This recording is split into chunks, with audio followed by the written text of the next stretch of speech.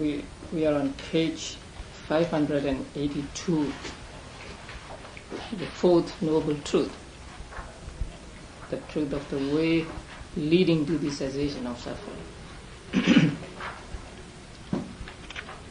Now, the fourth noble truth is what we call the Eightfold Path.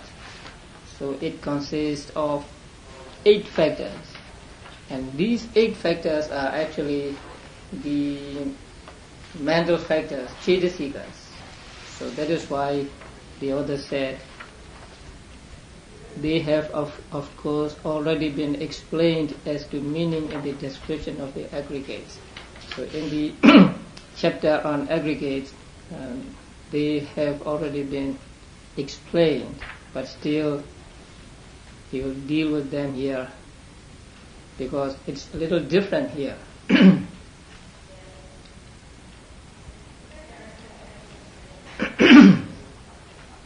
Although all of these are cetasikas, here they belong to supramundane, so they are a little different. So briefly, when a meditator is progressing towards the penetration of the Four Truths, his eye of understanding with Nirvana as its object eliminates the inherent tendency to ignorance, and that is right view. So the first factor is right view or right understanding, and right understanding means panya, and panya here is concomitant with the supramundane consciousness, path consciousness.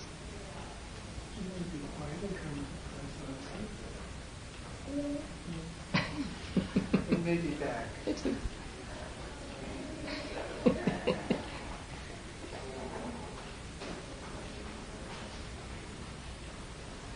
So it is concomitant with path consciousness. And here it eliminates the inherent tendency to ignorance, means the highest of the 4 path consciousnesses, that is the 4th path consciousness. But right view concomitant with the 1st, 2nd and 3rd path consciousness is also right view, because here the author states the highest one. So that is right view. It is right seeing as its characteristic. Its function is to reveal elements like a floodlight. It is manifested as the abolition of the darkness of ignorance. So when panya comes, ignorance disappears. So it is the abolition of the darkness of ignorance. Then the next factor is right thinking or right thought. When he possesses such view, his directing of the mind onto Nirvana, which directing is associated with that right view. So this right thinking is associated with right view. Actually, they arise at the same time, and then they do their respective functions. So here, right thinking is concomitant with right view, and it abolishes wrong thinking, and that is right thinking. Although it is called thinking, it is actually the cetasika vitaka. Vitaka has the characteristic of directing the mind onto the object. So its characteristic is right directing of the mind onto its object. So it is important. Although it is translated as right thinking or right thought, it is not really thinking, but it is a mental factor which takes the mind to the object, or which directs the mind onto the object. Its function is to bring about absorption of the path consciousness in Nirvana as object. It is manifested as the abandoning of wrong thinking. So right thinking is manifested as abandoning of wrong thinking. And then next one is right speech. Right speech is also here associated with panya. So when he sees and thinks thus, his abstinence from wrong speech, which abstinence is associated with that right view, abolishes bad verbal conduct or wrong verbal conduct, and that is called right speech. It has the characteristic of embracing. Its function is to abstain. It is manifested as the abandoning of wrong speech. And next is right action. So it is abstinence from killing living things, which abstinence is associated with that right view, cuts off wrong action, and that is called right action. So right action really means abstinence from killing, stealing, and sexual misconduct. It has the characteristic of originating. Its function is to abstain. It is manifested as the abandoning of wrong action.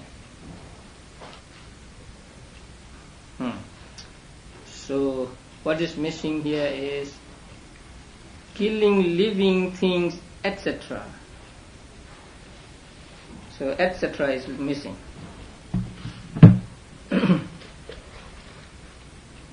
So his abstinence from killing living things, etc. And etc. covers stealing and sexual misconduct. Next is right livelihood. When his right speech and right action are purified, his abstinence from wrong livelihood, which abstinence is associated with that right view again, cuts off scheming, etc. You can read about scheming in the first chapter. And that is called right livelihood. It has the characteristic of cleansing. Its function is to bring about the occurrence of a proper livelihood. It is manifested as the abandoning of wrong livelihood. And the next one is right effort. So it is also accompanied by right view. And when he is established on that plane of virtue called right speech, right action, and right livelihood, these three belong to the group of virtue. His energy, which is in conformity and associated with that right view, cuts off idleness, and that is called right effort. It has the characteristic of exerting. Its function is non-arousing of unprofitable things and so on. It is manifested as the abandoning of wrong effort. So when you have right effort, you do not produce unprofitable states or unwholesome states. And then right mindfulness. When he exerts himself thus, the non-forgetfulness in his mind, which is associated with that right view, shakes off wrong mindfulness, and that is called right mindfulness. Now it is strange here. Wrong. So the expression wrong mindfulness. In the ultimate sense, there is no wrong mindfulness. Mindfulness is always right or always wholesome. So there is no wrong mindfulness. So what is meant by wrong mindfulness here is wrong perception or distorted perception of things, like taking things, ugly things to be present, and taking impermanent things to be permanent, and so on. So wrong mindfulness here means unwholesome mental states associated with or headed by wrong perception. It has the characteristic of establishing. Its function is not to forget. It is manifested as the abandoning of wrong mindfulness. And then right concentration. When his mind is thus guarded by supreme mindfulness, the unification of mind. So the capital T should be a small t. The unification of mind, which is associated with that right view, abolishes wrong concentration, and that is right concentration. It has the characteristic of non-distraction. Its function is to concentrate. It is manifested as the abandoning of wrong concentration. Now, in the chapter on in the first chapter on samadhi, concentration, the characteristic and others of concentration is given. So here they are given again, but with a little difference. This is the method in the description of the way leading to the cessation of suffering. So this is the description of the 8 factors of the 4th Noble Truth. And then, as to knowledge's function, that means as to the function of knowledge, the exposition should be understood according to the functions of knowledge. So please add those words. According to the functions of knowledge, not just according to knowledge. According to the functions of knowledge, of the truths.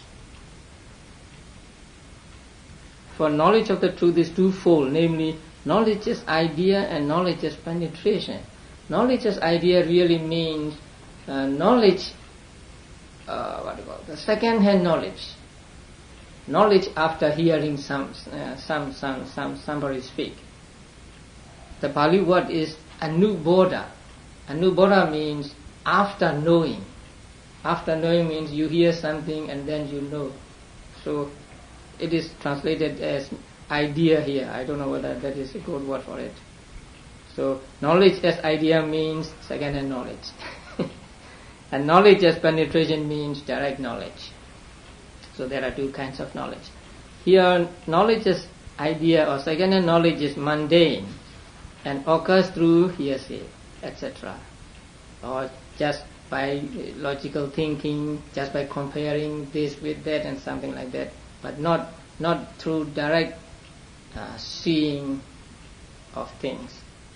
So about cessation and the path. Knowledge consisting in penetration, that is a real knowledge, which is supramundane, penetrates the 4 truths as its function. Actually, 4 truths by way of functions, by making cessation its object according as it is said. Now, actually, the knowledge consisting in penetration takes Nirvana as object. So it can take only Nirvana as object, but not the other truths. But when it takes Nirvana as object, then the second noble truth is destroyed, and the first noble truth is completely understood, and so on. So it is said that it penetrates the 4 noble truths, but actually what it penetrates is only the 3rd noble truth, because mind can take only one object at a time. So when it takes Nirvana as object, it cannot take the other truths as object. But it is said to be the functions to be done to these truths are said to be accomplished at the moment of enlightenment, or at the moment of penetrating the Nirvana or the 3rd noble truth.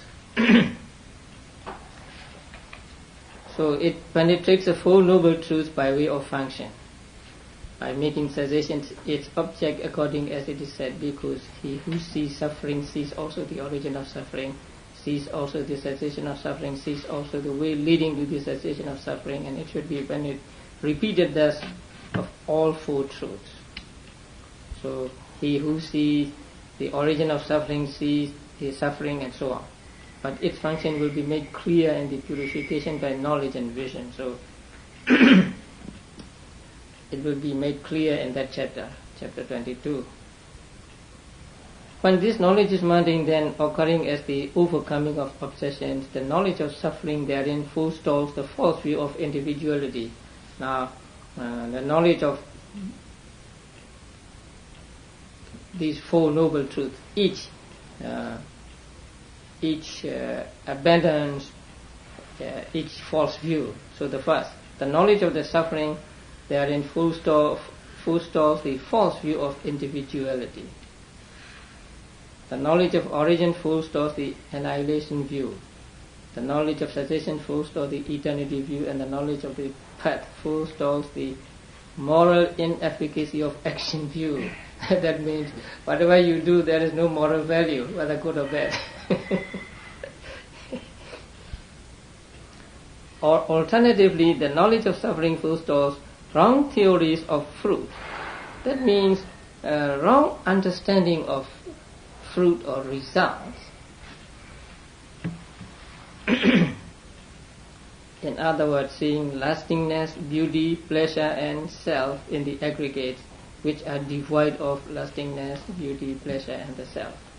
And the knowledge of origin forestalls wrong theories, again, wrong understanding of cause, that occur as finding a reason where there is none, such as the world occurs owing to an overlord, a basic principle, time, nature, individual essence, etc.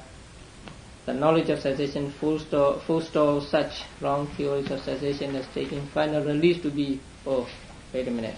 Now, these are the views taken by the other teachers, maybe during the time of the Buddha or during the time of the Buddha and also after the time of the Buddha.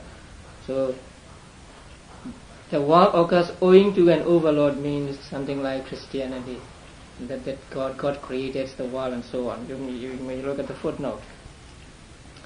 So the overlord makes the world occur, prepares it, holds it, disposes of it. So in Hinduism there are three gods, the Brahma, Vishnu and Shiva. So Brahma creates the world and Vishnu preserves it, and Shiva is going to destroy it. So Shiva is the god of destruction. And the basic principle, that refers to the Sankhya philosophy.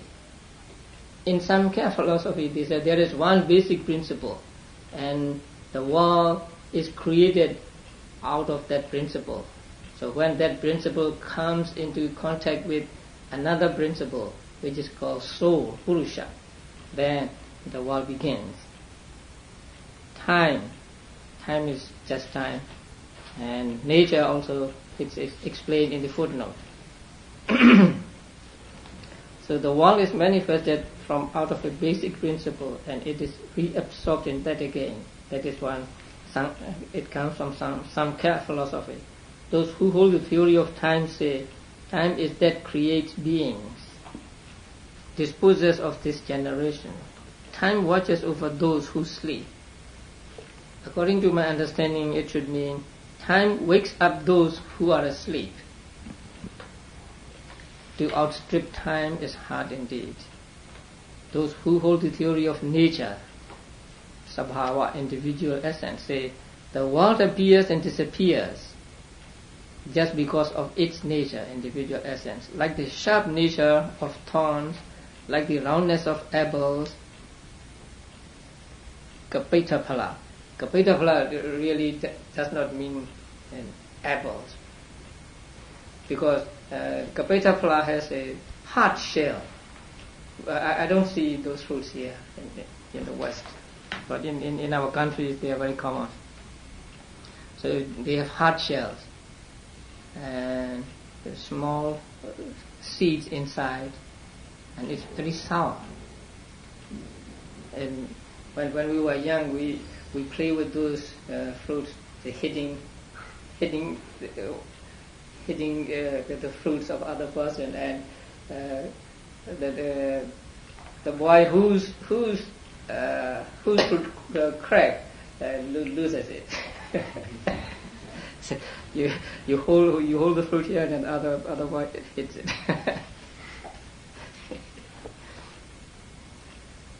Then, like the variedness of wild beasts, birds, snakes, and so on.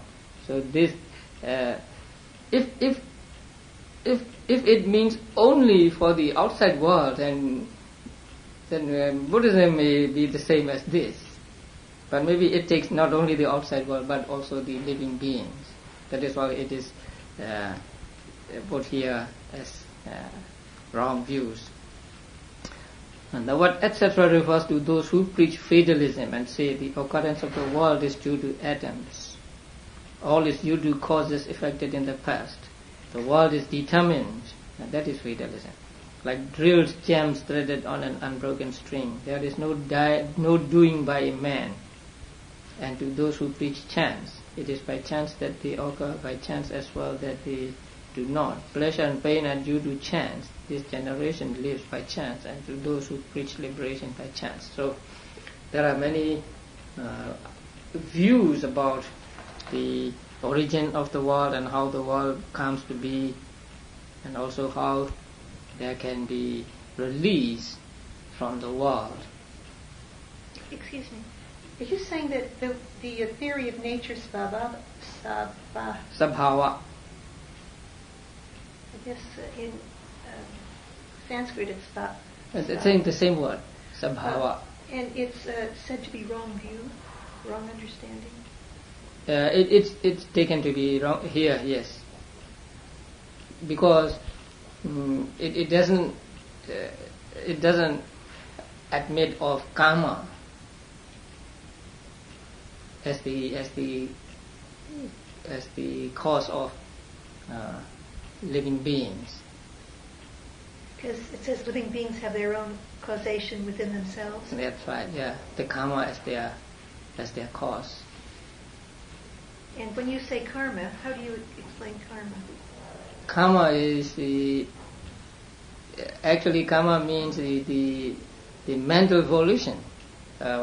When you do something good or bad, there's a mental factor which called volition, and that volition has the potential to give results in the future. It disappears, but it leaves something like a potential to give results in the continuation of that being. So you're not saying the karma of apples, No. not the karma of each phenomenal event. No, we do not say that the inanimate things have karma. Karma is for living beings only. Yeah.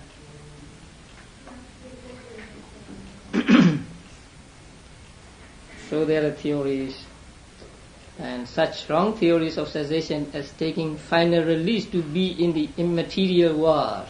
So some take that if you reach the highest material world, Arupa Vajra, the highest Arupa Vajra world, then you find release there. Or in a world apex, that means not a shrine actually. The Pali word is Tupika. Tupika means just something which is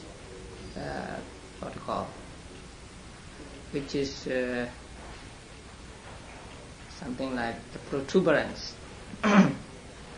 So world apex means actually the highest of the Rupa Vajra Brahma world. So when you reach that stage, then that is the end of it. And the path knowledge forestalls strong theories of means that occur by taking to be the way of purification what is not the way of purification, and consistent devotion to indulgence in the pleasures of sense desire and in self-mortification. So the fourth noble truth is a middle way. So it does not approach, or it does not take the two extremes. One is indulgence in the pleasures, sensual pleasures, and the other is self-mortification. Hence this is said. Now, we have to change this a little. As long as a man is vague about the world, about its origin, about its ceasing, about the means that lead to its cessation, so long he cannot recognize the truth. But the real meaning of the verse is the other way around. As long as a man cannot recognize the truth, so long is he vague about the world, that means confused about the world, about its origin, cessation, and way to cessation.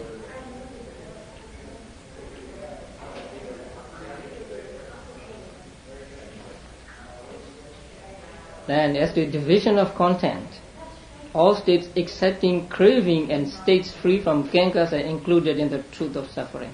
So in the truth of suffering, everything is included except craving. And states free from kyankas, that means supramundane states. The 36 modes of behavior of craving, that means just 36 kinds of craving. And they are explained in the footnote. First, there are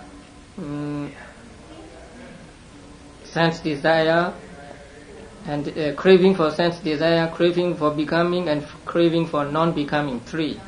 And these 3 are multiplied by the 12 bases, internal bases, 6 internal bases and 6 external bases. So they become 36 are included in the truth of origin. So the truth of origin means craving. So craving may be only 3 or 18 or 36 or 108. So whatever it may be, if it is craving, it is included in the truth of origin. The truth of cessation is unmixed, so it is only one, Nirvana. As regards the truth of the path, the heading of right view includes the 4th road to power, consisting in inquiry, the understanding faculty, the understanding power, and the investigation of states enlightenment factor. Now, in order to understand this, you have to understand the 37 constituents of enlightenment, Bojjhangas. So, there are 37 constituents of enlightenment. They are called factors of enlightenment. But here, not Bojjhanga, Bodhipakkhya. And among them there is Bojjhanga. So they are called Bodhipakkhya, constituents of, actually members of enlightenment. And they are 37. Wings of enlightenment, sometimes it's said. Wings? Wings, 37 wings of enlightenment. Maybe it's figuratively speaking. So you have to understand those. If you please read chapter 7 of the manual of Abhidhamma. They are mentioned there.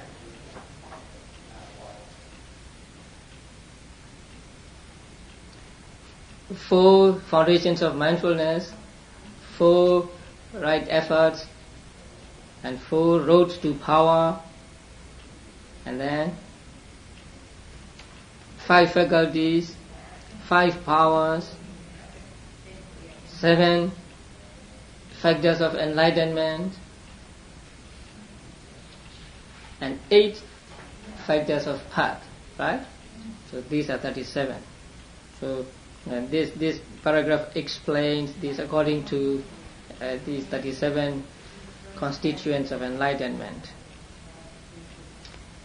So before you understand it, you have to be familiar with these 37 factors of constituents of enlightenment. So down the paragraph there is one expression, consciousness concentration. What is that? Consciousness concentration. Do you see the words?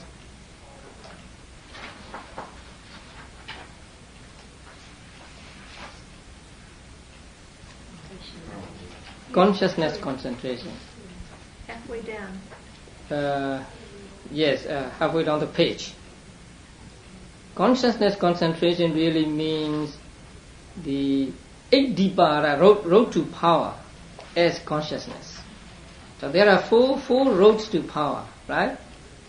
What are the 4? Do you remember? Newt?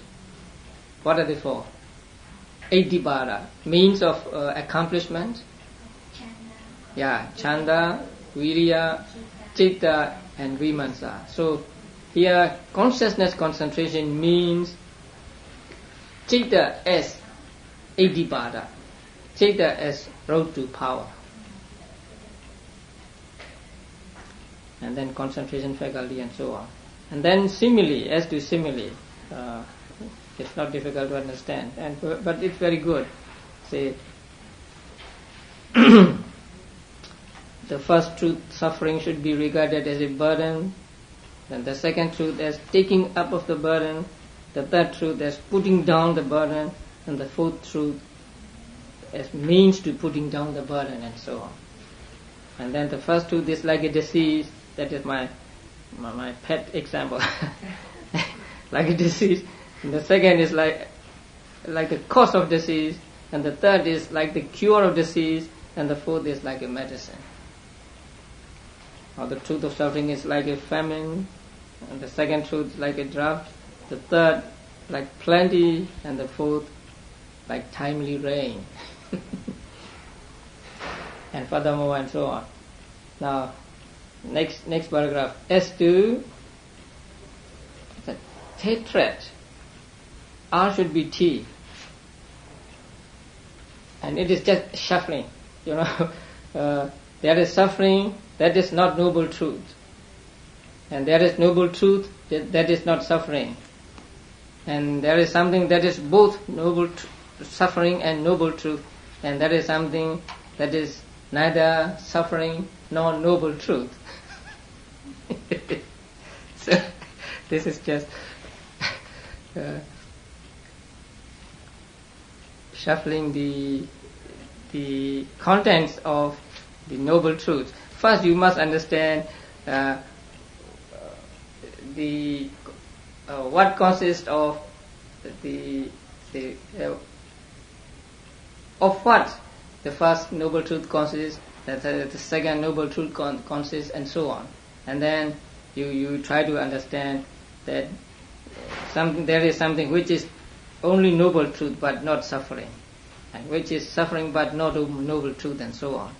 So the first one here, those states associated with the path and the fruits of asceticism, that means arahata, are suffering since they are suffering due to formations. Now, when magga arises, the path consciousness arises, there is path consciousness and then mental factors, right? Among the mental factors there are 8 factors, and they are path, right? Then the others are called states associated with the path. So states associated with the path really means path consciousness and other mental factors, except the 8 factors of path. They are suffering since they are due to suffering. They are due to formations. Since they are formations, they are called suffering. But they are not included in the truth of suffering.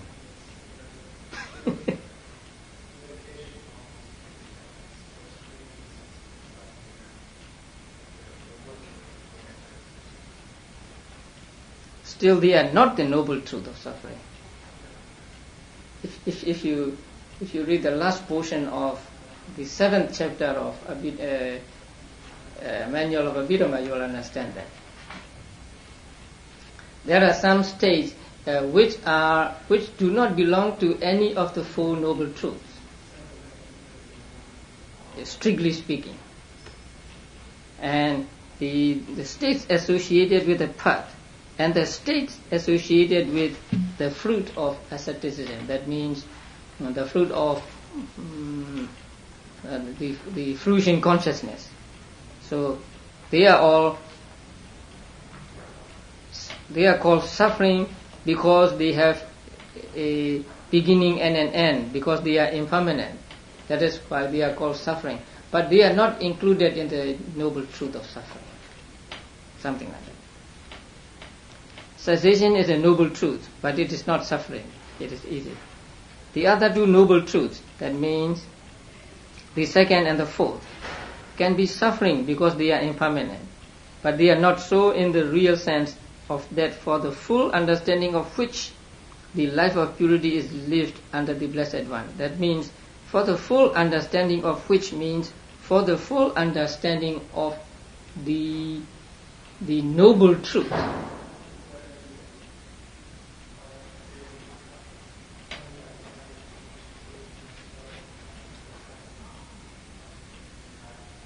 The first noble truth. So that is why they are suffering, but they are not they are not so in the real sense of that for the full understanding of which the life of purity is lived under the Blessed One.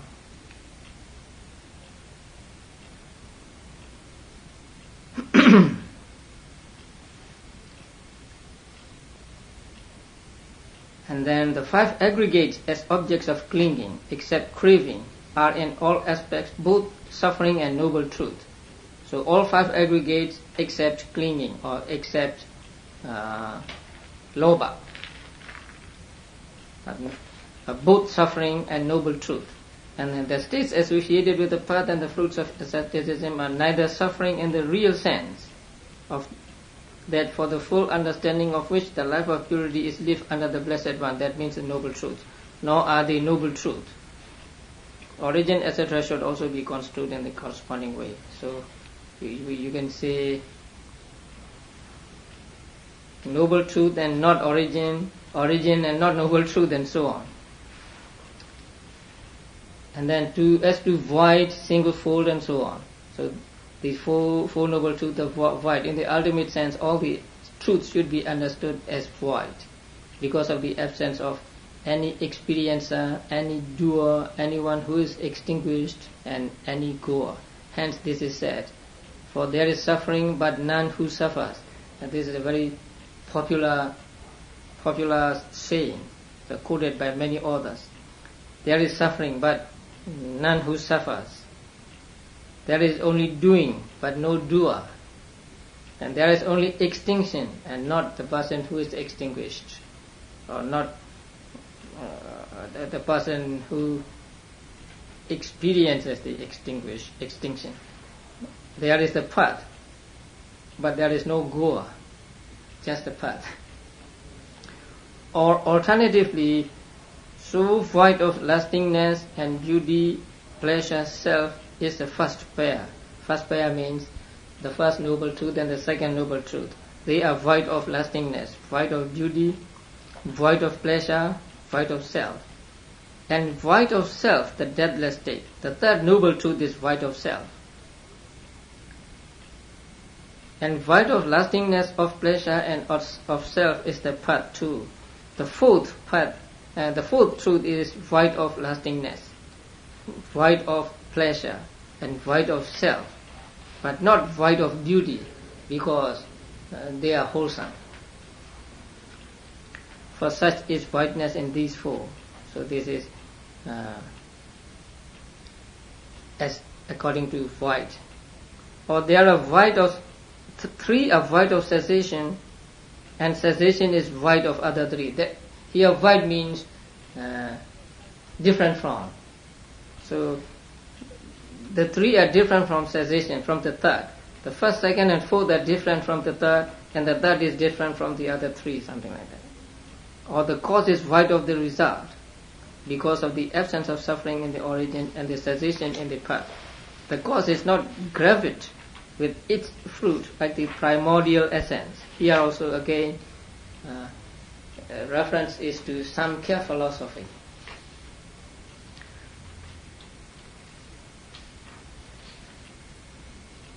In Samkhya philosophy,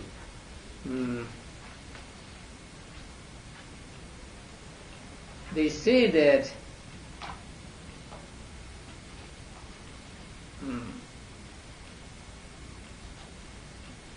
the fruit is inherent in the cause.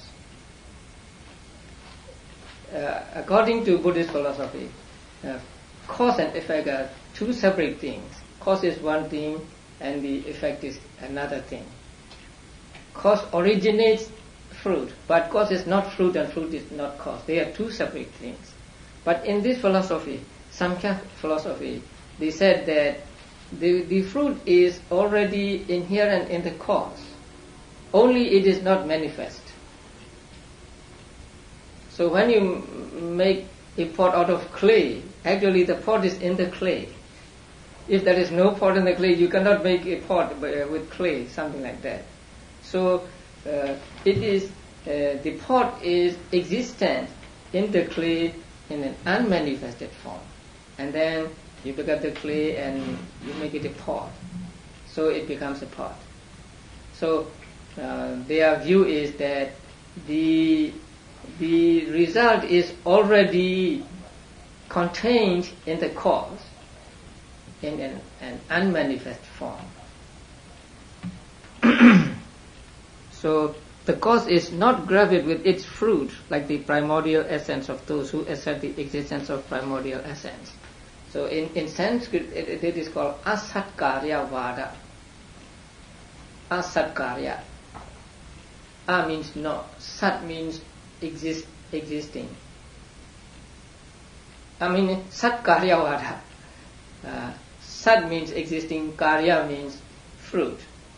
So fruit existing in the cause.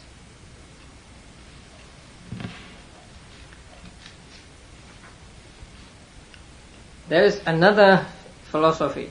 So the fruit of a cause does not have its cause inherent in it, like the two atoms, etc., of those who assert inherence. It refers to the Vaisheshika philosophy.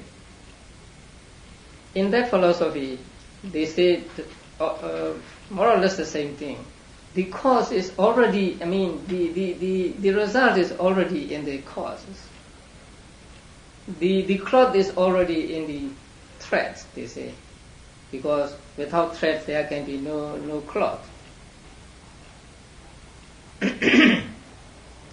If you take the threads one by one, then there is no cloth. So that means that cloth and the threads are related.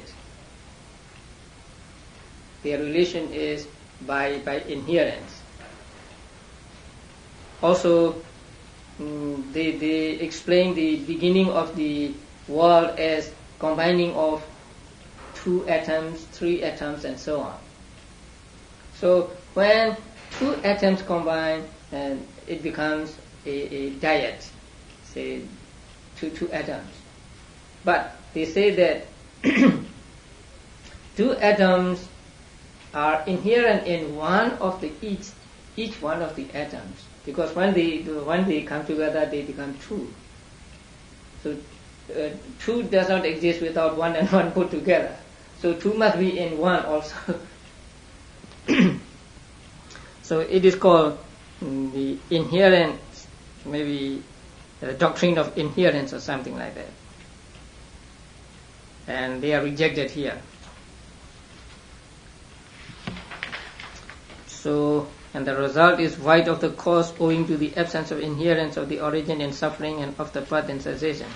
The fruit of a cause does not have its cause inherent in it, like the 2 atoms, etc., of those who assert inherence, and so on.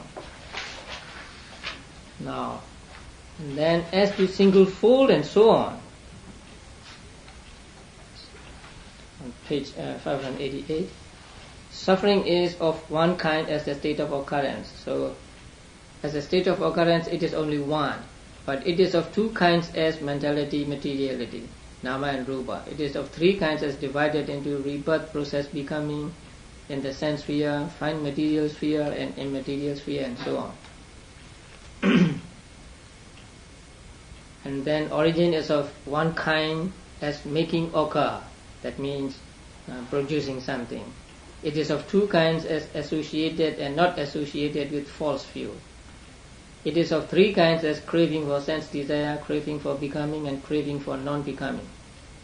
We'll find these 3 kinds of craving later. It is of 4 kinds as abandonable by the 4 paths. It is of 5 kinds classed as delight and materiality, and so on. And it is of 6 kinds classed as the 6 groups of craving.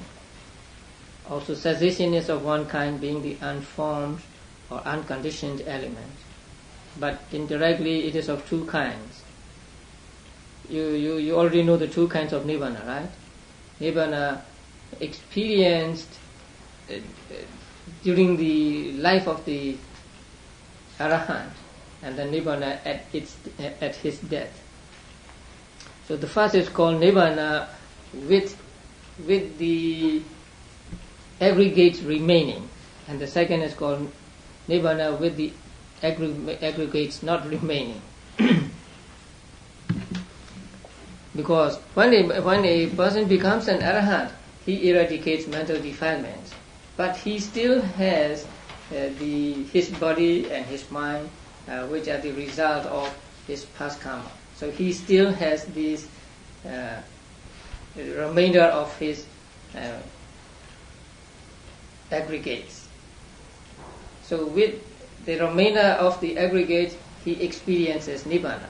So the Nirvana experienced by an Arahant before his death is called Nirvana with the aggregates remaining. And at death there is cessation.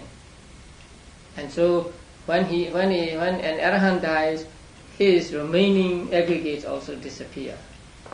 So that Nirvana is called Nirvana without the remaining aggregates. So there are two kinds of Nirvana. And also the path is of one kind as what should be developed. It is of two kinds classed according to serenity and insight. Now it is important here, samatha and vipassana. The path can be classed as serenity, as samatha and vipassana. So when it is samatha, it may mean mundane path. And insight also is mundane path actually. Or class according to seeing and developing.